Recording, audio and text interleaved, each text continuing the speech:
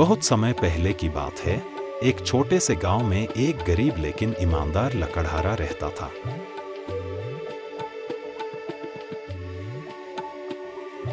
वह हर दिन जंगल में जाकर लकड़ियां काटता और उन्हें बेचकर अपना गुजारा करता था। वह बहुत मेहनती और सत्यनिष्ठ था और जो भी कमाता उसी में संतुष्ट रहता था।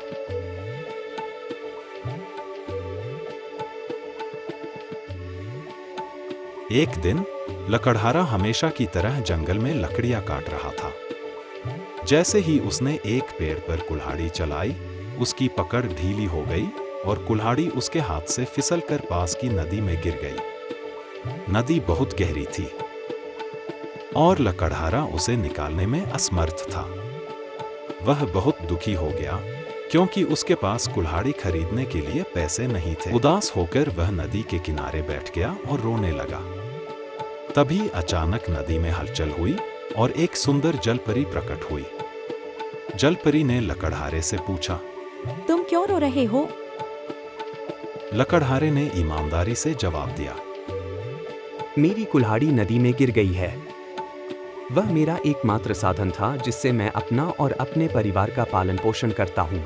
जलपरी मुस्कुराई और पानी में डूब गई। कुछ क्षण बाद वह एक सोने की कुल्हाड़ी लेकर आई और लकड़हारे से पूछा,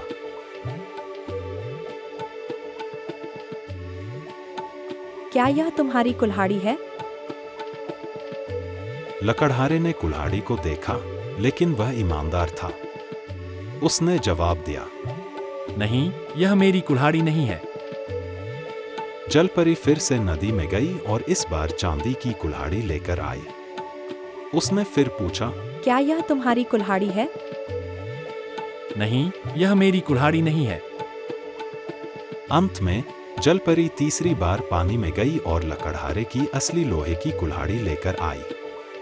लकड़हारा खुशी से उछल पड़ा और बोला, हाँ, यही मेरी कुल्हाड़ी है।